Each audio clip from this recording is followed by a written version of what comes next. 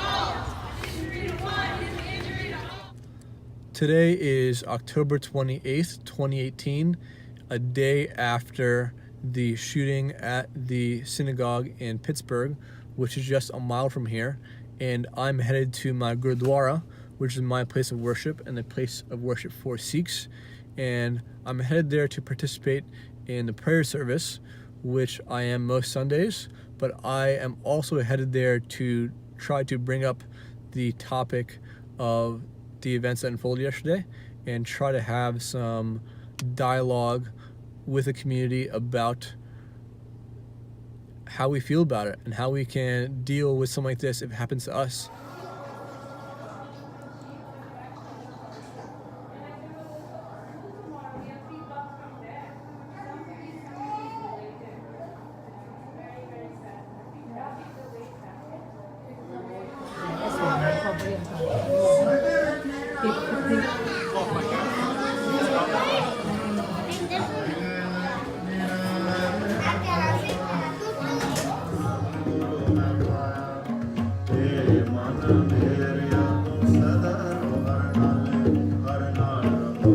So I think the important message I took from that was that I want us all to have a conversation with each other about the event and try our best to communicate our feelings and our emotions about it.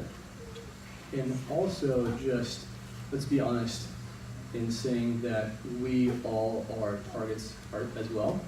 There have been shootings in other gurdwaras, and we should at least amongst ourselves have a conversation and be willing to engage meaningfully about it. And I think even more importantly, I think it's super important that you guys talk to your kids, because I know when I was growing up, I don't know how many times I was called a terrorist or I was called all sorts of names. And I happen to live in neighborhoods where there was a lot of gun violence. And if you kind of put those two pieces together, there is just a storm of ignorance, right? And so I really think it's important that your kids are able to talk to you about the experiences that they have, about things that happened to them, about how their day at school went, and so they are educated about at least how to deal with it in their own mind, and then also just be able to have a good dialogue with you about it. And then, obviously we can try to problem solve for this. I don't know how much there is that we can do, but at the very least we can have a conversation. That's my point here today, just to talk to each other and talk to your kids about this. So I won't take any more of your time. They went into the class. In that class, people from different schools had come. The teacher asked the same question.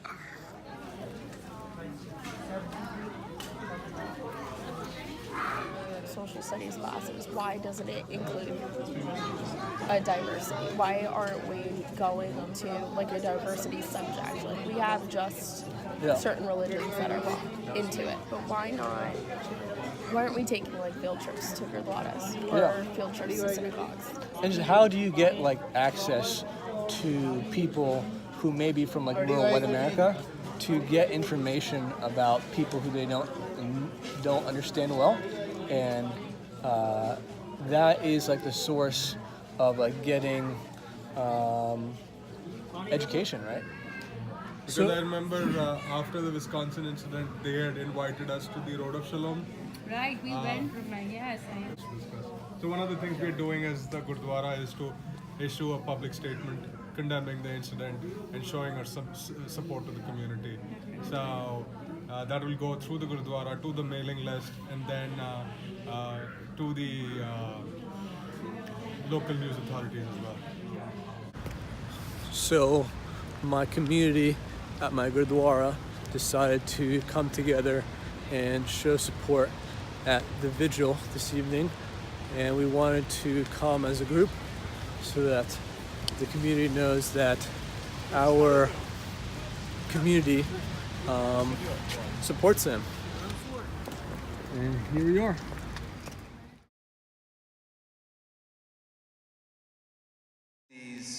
On behalf of our synagogues, especially Tree of Life, Or L'Simcha, New Light, and Dor Chadash, whose members are sitting up in front, we thank you for being here, for being where we should not have to be. After a raging anti-Semite shot up a holy place of worship on our Shabbat and murdered our extended Pittsburgh Jewish family, we needed to be here because at times like these, we need community. We need the comfort of each other. We need love, not hate. And we need that giant hug that this Pittsburgh Jewish community always gives.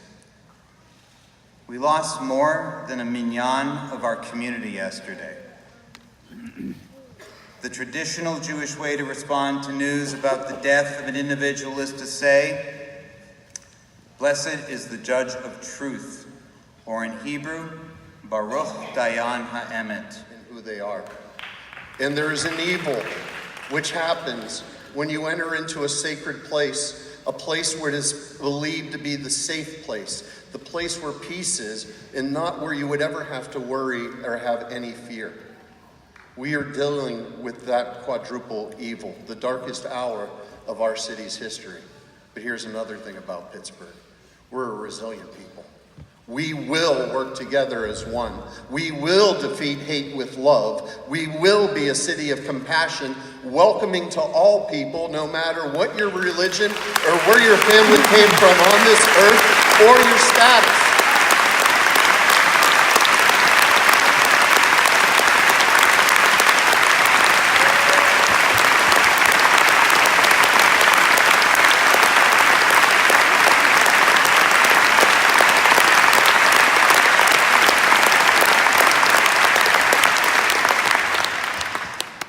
And we will recognize this moment as a moment when this nation needs to heal and the nation needs to come together under the common sense of how we stop events like this from happening ever again.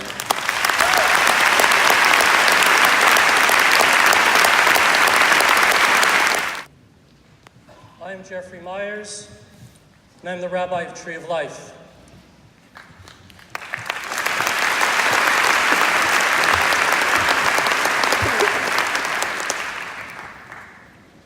I'm a victim, I'm a survivor, I'm a mourner. I lay in bed last night, couldn't sleep, surprise. And in usually times like this, I'll turn to the Psalms.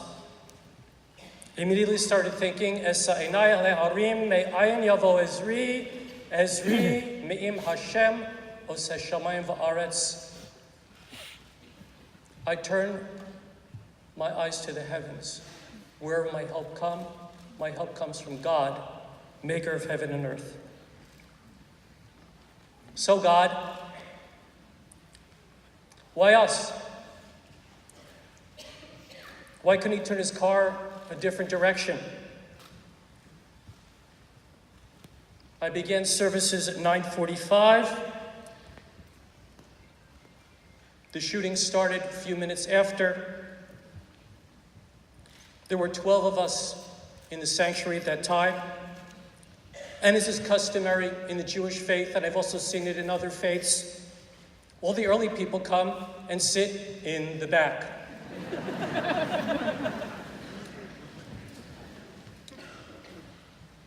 I helped pull out the people that I could from the front, but alas, I had 8 people in the back.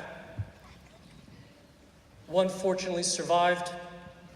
7 of my congregants were shot dead in my sanctuary. My holy place has been defiled.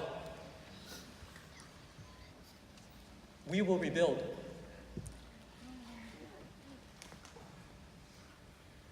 I thought to myself, the 23rd Psalm, the Lord is my shepherd, I shall not want. Well, God, I want. What I want, you can't give me. You can't return these 11 beautiful souls. You can't rewind the clock. So how do I rectify my dilemma with this psalm? What I want, you can't give me, but it says, I shall not want. My cup overflows with love. That's how you defeat hate. You as a community have shown that to me. I'm an immigrant. I'm from New York.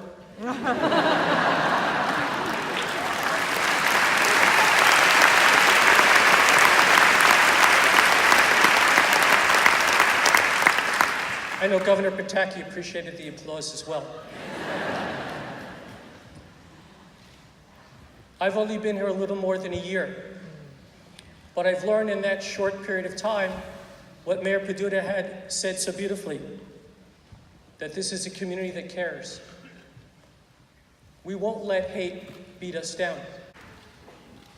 Tree of Life has lost 7 branches, but really 11, because they're all part of our family. But we've been here 154 years. We got a lot more branches.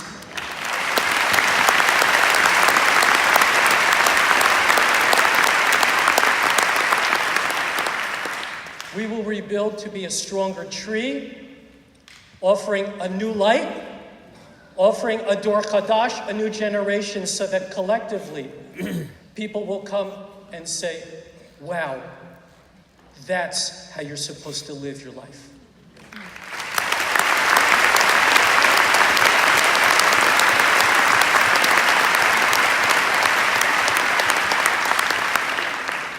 It starts with one simple step. Just stop the hate. Don't say it. Zip the lip. Just don't say it.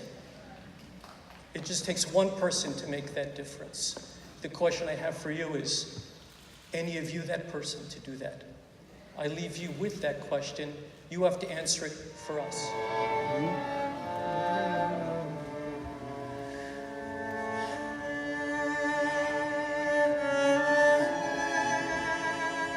Damn, yo. Sheesh. That was sad. So there were actually maybe a few thousand people outside that weren't able to make it in. So yeah, how do we not allow this to happen again? I don't know.